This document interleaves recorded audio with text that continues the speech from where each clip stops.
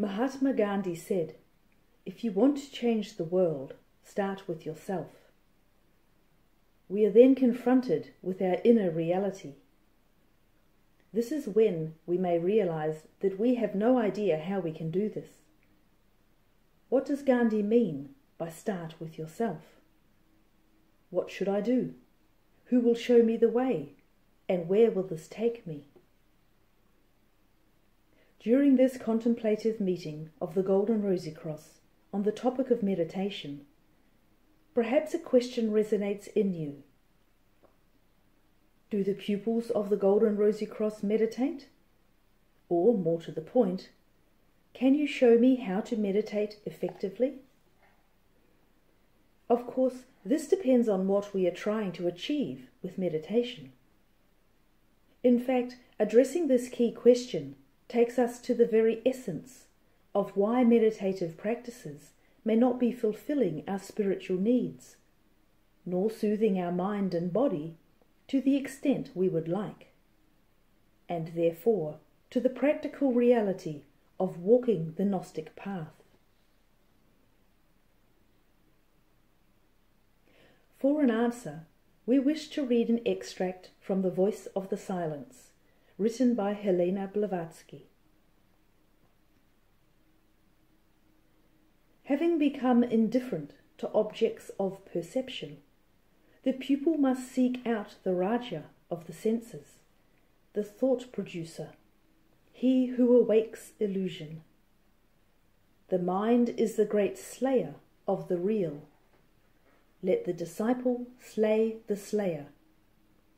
For when to himself his form appears unreal, as do on waking all the forms he sees in dreams, when he has ceased to hear the many, he may discern the one, the inner sound which kills the outer. Then only, not till then, shall he forsake the region of Asat, the false, to come unto the realm of Sat, the true.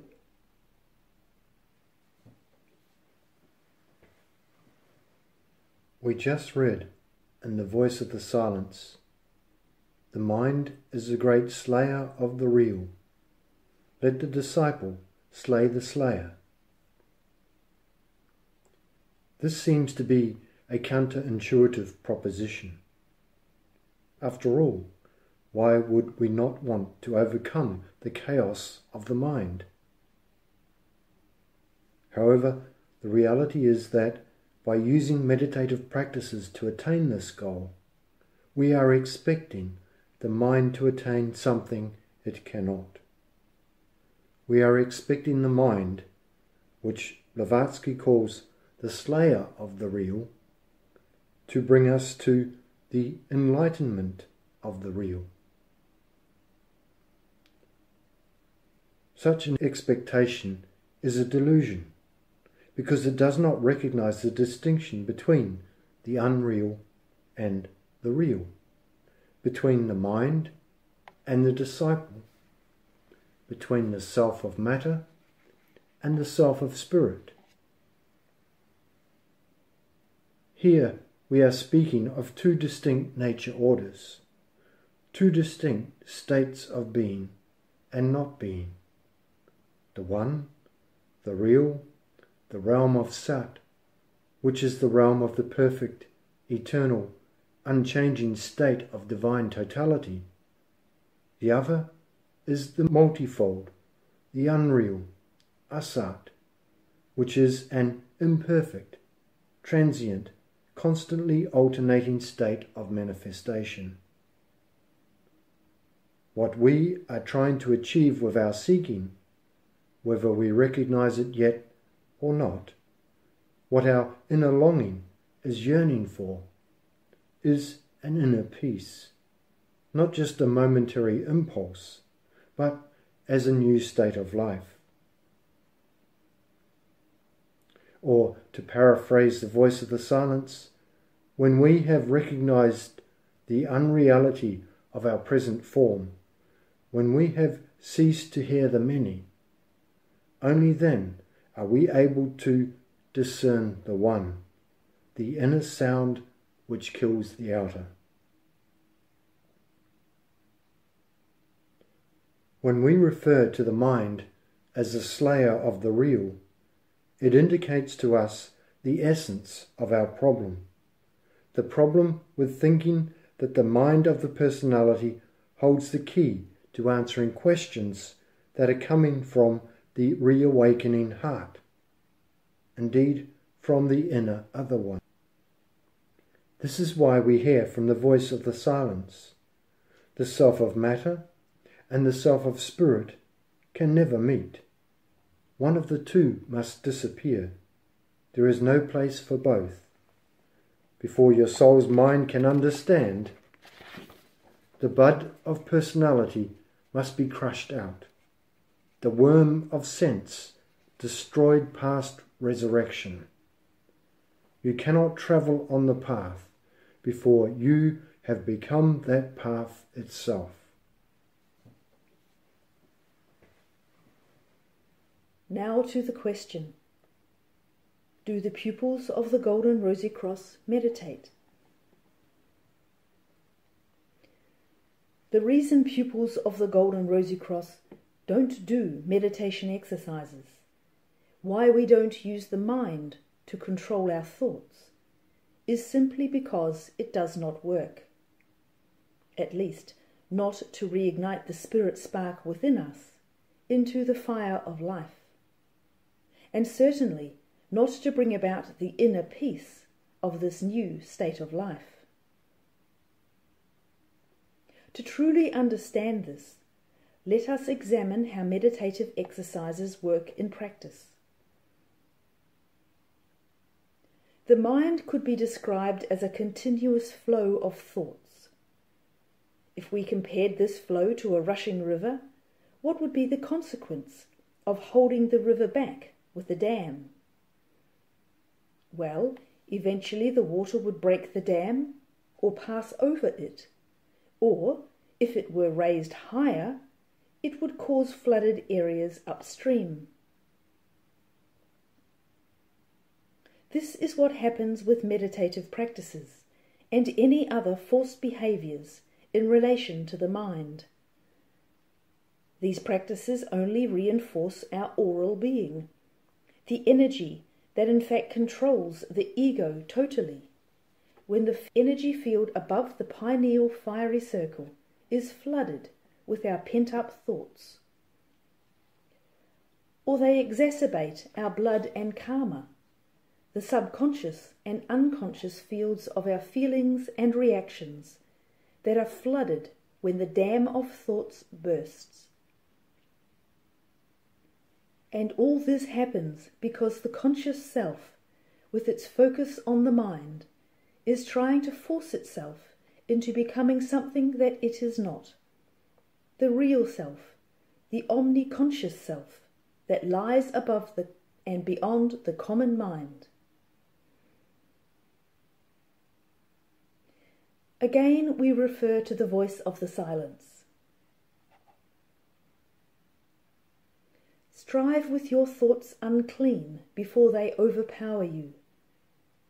Use them as they will you, for if you spare them and they take root and grow, know well, these thoughts will overpower and kill you.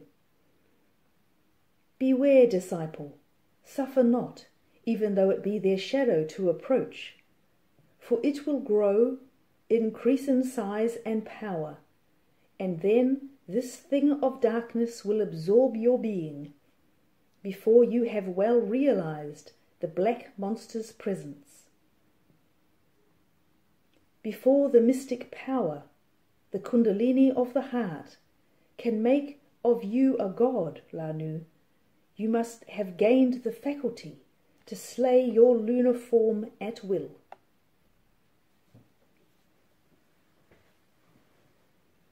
Let us heed well this warning from the voice of the silence. If we allow the mind to cultivate itself, it grows, increasing in size and power. And it does so to the detriment of the real, the soul, the self of spirit. Why? Because the self of matter and the self of spirit can never meet. If we insist that the mind must increase, then inevitably we are insisting the spirit must decrease. For one of the two must disappear. There is no place for both.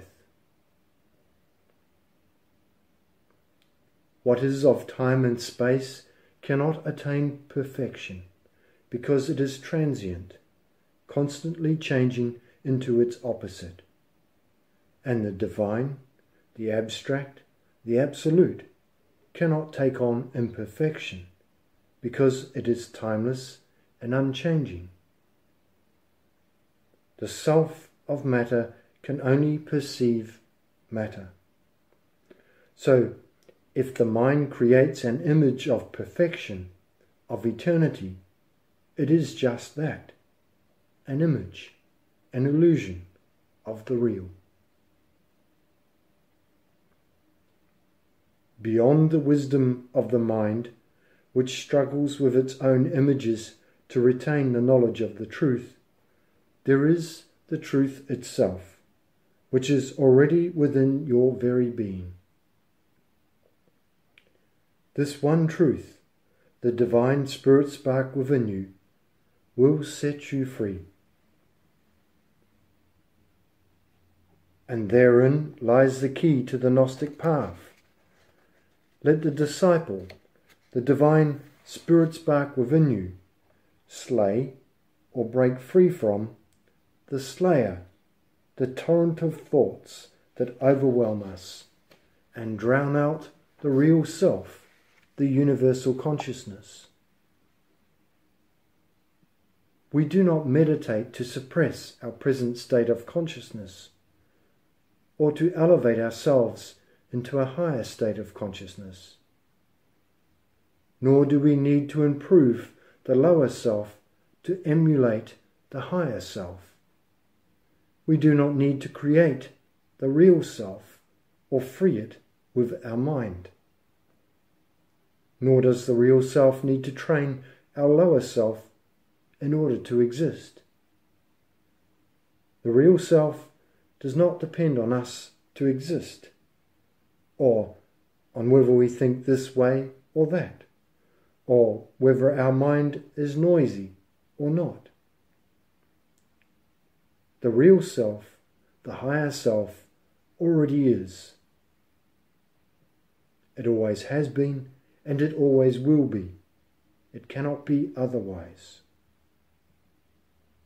And the real, the inner other one, the universal consciousness, is already within us. We just have to let it be, to let it manifest in us and through us. One question remains. Can you show me how to meditate effectively? Indeed, after what we have discussed, how do we, as pupils of the Gnostic path, allow the voice of the silence to speak within us? We let the disciple slay the slayer of the real. In our moments of silence and contemplation, rather than suppressing or blocking the thoughts that come naturally to the mind, we simply observe our thoughts, feelings, and actions. We do not fight them, but strive to follow the advice just given and ask, where do these thoughts come from? What do they want of me? Where are they taking me? For only in this way can we obtain self-knowledge. Only then we can come to understand the forces that are working within us. And only then do we, armed with this self-knowledge and objectivity, have the opportunity to choose not to feed them, not to suppress them, but to just let them go. Then our meditation becomes a sevenfold formula for the renewal of both our head and our heart, in which you, as a pupil of the spiritual school, firstly, observe your emotions. Secondly, observe your thoughts. Thirdly, observe the working of your will. Fourthly, examine whether they are in harmony with the resonance of the inner voice of the heart. Fifthly, whatever your conclusion, do not force a counteraction with emotions, thoughts, or will. Only observe objectively. It is essential to obtain self-knowledge. Try to descend into the sources of the subconsciousness. Sixthly, as soon as you obtain results, drive back all anxiety, worry, and fear. Let the truth breathe through you and be still in great peace. See yourself as if standing on a balance. Note the positive and the negative, the subjective as well as the objective. Seventhly, now enter the reality and speak the formula. Your will be done. Let the radiations of the three mysteries within you thus vibrate through you and gain power over you. In this way you will realize the latent new possibilities in your blood and make the lesser circulation of the blood receptive to the gnosis. The window of the soul opens. In this way, the unification of the head and the heart will take place. The new consciousness is born.